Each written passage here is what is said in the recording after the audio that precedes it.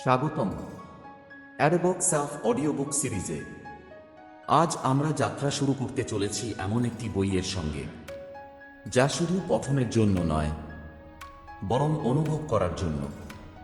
বইটির নাম আ million thoughts, অর্থাৎ 1 মিলিয়ন চিন্তা। লেখক ওম স্বামী হিমালয়ের এক নির্জন সাধক, যিনি নিজের জীবনে অনুশীলন করে ধ্যানের সেই গোপন জগৎ উন্মোচন করেছেন, যা আমাদের অনেকের কাছেই এখনো ধোঁয়াশা। প্রতিদিন আমাদের মনে চলে আসে লক্ষ লক্ষ চিন্তা, কিন্তু আমরা কি কখনো বুঝে উঠি এই চিন্তাগুলো কোথা থেকে আসে? এগুলো কি আমরা নিয়ন্ত্রণ করি, নাকি চিন্তাগুলোই আমাদের নিয়ন্ত্রণ করে? এই প্রশ্নগুলোর উত্তর খুঁজতেই আমাদের আজকের যাত্রা নিজের ভেতরে, নিজের গভীর স্তরে। এই বই আপনাকে বলবে ধ্যান কিভাবে কেবল একটা চর্চা নয়, বরং একটি জীবন পদ্ধতি।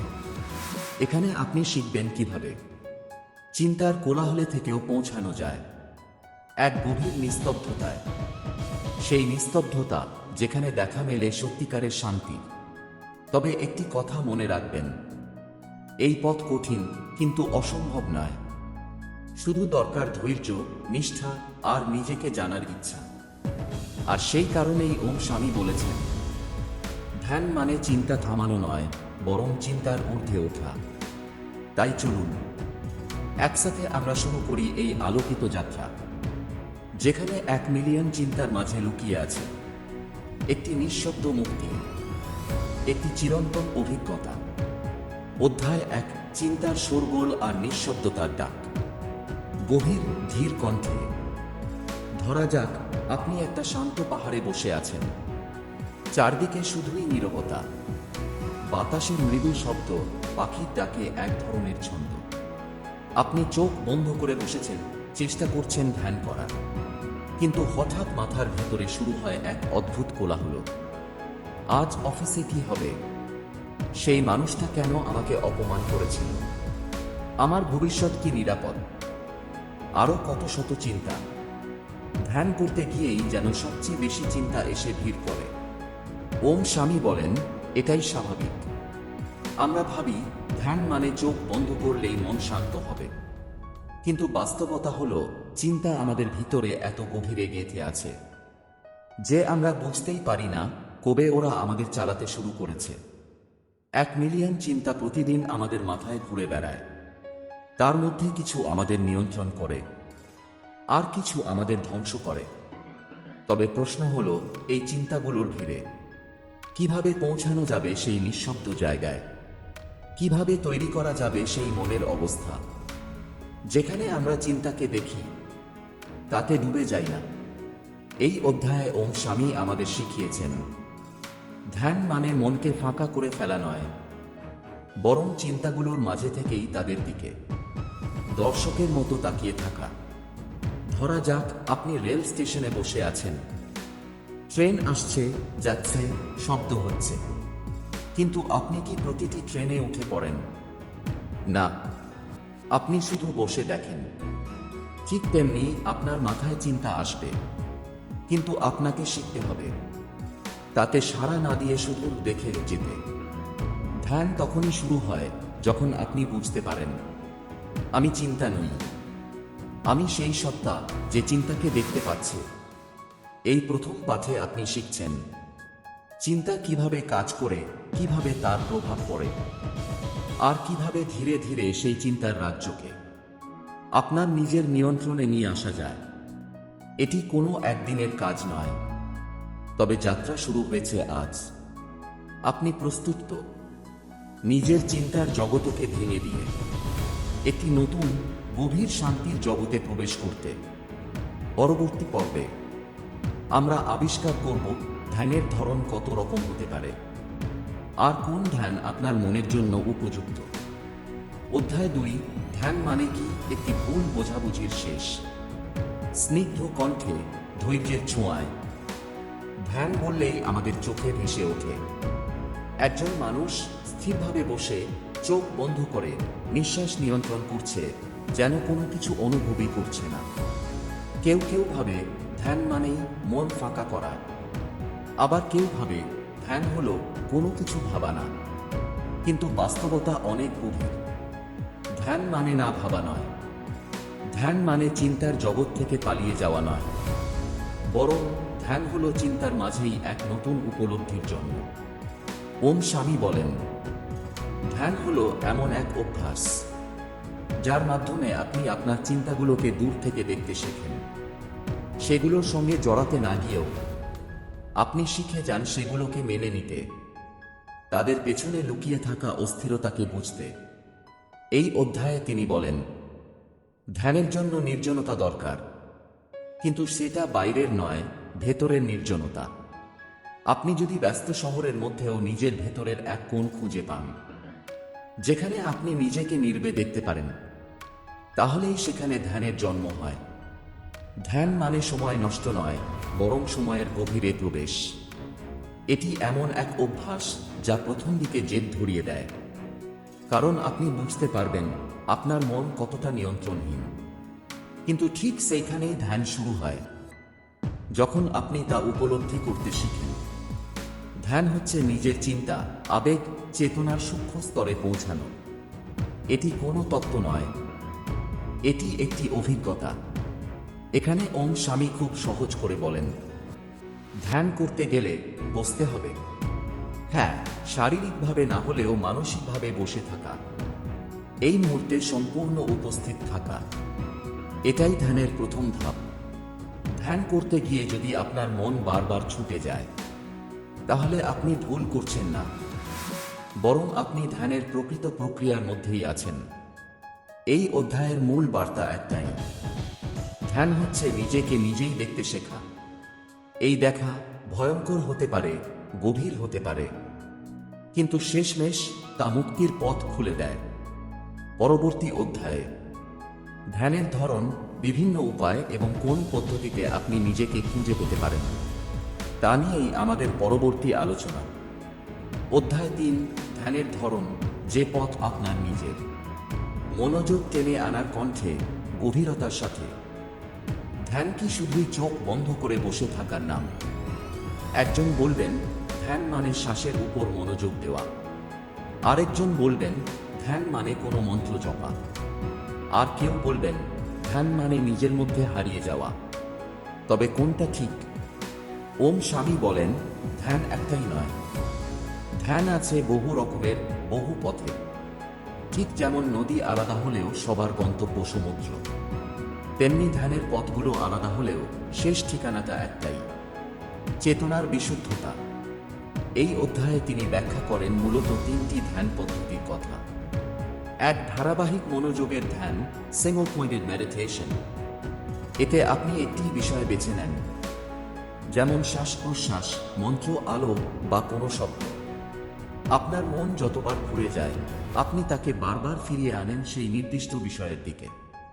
এটি হলো মনের উপর নিয়ন্ত্রণ তৈরির প্রথম ধাপ। 2, সাক্ষী ভাব বা অবজারভেশন ধ্যান। এখানে আপনি কেবল নিজের চিন্তা, আবেগ, অনুভব সবকিছুকে একজন দর্শকের মতো দেখেন, না প্রতিক্রিয়া দেন, না জড়ান। এই ধ্যান আমাদের শেখায় চিন্তা আসবেই, কিন্তু তাতে জড়িয়ে না গিয়ে কেবল তাকিয়ে থাকা, এটাই মুক্তির পথ। 3, ভিজুয়ালাইজেশন বা কল্পনা নির্ভর ধ্যান। অনেকে ঈশ্বর, কোনো রূপ বা আকার, আলো বা শক্তির কল্পনা করে ধ্যান করেন। এটি হৃদয়ের আবেগকে ব্যবহার করে মনকে স্থির করে। এই ধ্যানগুলো একে অপরের বিরোধী নয়, বরং প্রতিটি আপনার জন্য দরজা খুলে দেয় ভেতরে প্রবেশ করার। কিন্তু আপনি কোন পদ্ধতি ব্যবহার করবেন? ওম স্বামীর পরামর্শ সহজ, আপনার মন যেটার সঙ্গে বেশি স্বাচ্ছন্দ্য বোধ করে প্রথমে সেটিকেই বেছে নিন। ধ্যান কোনো প্রতিযোগিতা নয়, এটি নিজের সঙ্গে নিজের সম্পর্ক গড়ার রাস্তা। আর সেই সম্পর্ক গড়ে উঠবে ধৈর্য, চর্চা এবং বিশ্বাস দিয়ে। এই অধ্যায়ের শেষে তিনি একটি কথা বলেন, যা গভীরভাবে মনে গেঁথে নেওয়ার মতো। ধ্যানের আসল অর্থ নয় কতক্ষণ আপনি বসে থাকলেন, বরং আপনি কত গভীরে নিজেকে দেখতে পারলেন। পরবর্তী অধ্যায়ে আমরা শিখব ধ্যানের প্রস্তুতি কেমন হওয়া উচিত, কিভাবে পরিবেশ, সময় ও দেহমনের সামঞ্জস্য ধ্যানকে আরও শক্তিশালী করে তোলে। অধ্যায় 4, প্রস্তুতি। ধ্যান শুরু হয় বসার আগেই। শান্ত, ধীর কণ্ঠে, যেন ধ্যানেই নিমজ্জিত। আমরা প্রায়ই ভাবি ধ্যান শুরু হয় যখন আমরা বসি, চোখ বন্ধ করি আর নিঃশ্বাসে মনোযোগ দিই। কিন্তু ওম স্বামী বলেন ধ্যান শুরু হয় তারও আগে। ধ্যান আসলে শুরু হয় যখন আপনি নিজেকে ধ্যানের জন্য তৈরি করতে শুরু করেন। একজন সাধকের মতো না হলেও আমরা যদি চাই ধ্যানকে গভীর করতে, তাহলে আমাদের প্রয়োজন সঠিক প্রস্তুতি। এই অধ্যায়ে তিনি ব্যাখ্যা করেন 3টি গুরুত্বপূর্ণ প্রস্তুতির স্তর। 1. স্থান বা পরিবেশ নির্বাচন। ধ্যানের জন্য নিরিবিলি ও পরিচ্ছন্ন স্থান খুব জরুরি। এই স্থান আপনার মনের মতোই পরিচ্ছন্ন, নীরব, নির্ভর। বাড়ির একটি ছোট কোণ যেখানে আপনি প্রতিদিন ধ্যান করতে পারবেন। সেই জায়গা ধীরে ধীরে পবিত্র হয়ে উঠবে আপনার অভ্যন্তরীণ যাত্রার জন্য। যতবার আপনি সেই স্থানে বসবেন, আপনার মন বুঝে যাবে এখন সময় ধ্যানের। 2. সময় নির্বাচন। সকালের ভোরবেলা বা সূর্যাস্তের সময় ধ্যানের জন্য সবচেয়ে উপযোগী। সেই সময় পরিবেশও থাকে নিঃশব্দ, মনও থাকে তুলনামূলকভাবে শান্ত। তবে সময়ের চেয়েও বেশি গুরুত্বপূর্ণ নিয়মিততা। প্রতিদিন একই সময়ে ধ্যান করার অভ্যাস গড়ে তুললে মন নিজে থেকেই ধ্যানমুখী হয়ে উঠবে। 3. শরীর এবং মনকে প্রস্তুত করা। ধ্যানে বসার আগে দেহ কিছুটা শিথিল করা প্রয়োজন। একটু হাঁটা, কিছু হালকা স্ট্রেচিং অথবা গভীর নিঃশ্বাস, এসব শরীরকে শান্ত করে, মনকে প্রস্তুত করে স্থিরতার জন্য। সেই সাথে মন থেকে অপ্রয়োজনীয় চিন্তা সরাতে ধ্যানের আগে কয়েক মিনিট চুপচাপ বসে থাকা অপূর্ব ফল দেয়। এই অধ্যায়ের মূল বার্তা হল ধ্যান কেবল বসার কাজ নয়, এটি এক পবিত্র প্রস্তুতি, এক আভ্যন্তরীণ আহ্বান, যার সূচনা হয় নিঃশব্দতা ও সরলতার মধ্যে দিয়ে।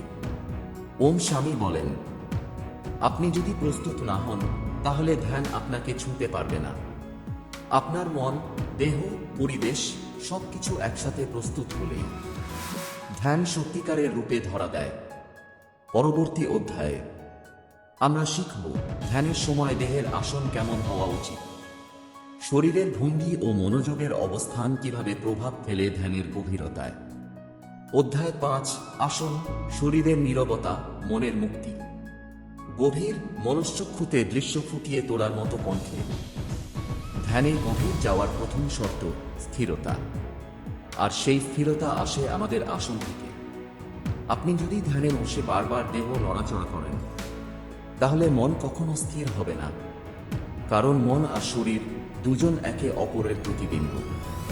ওম স্বামী বলেন, ধ্যান হল দেহের নীরবতা দিয়ে মনের উন্মোচন।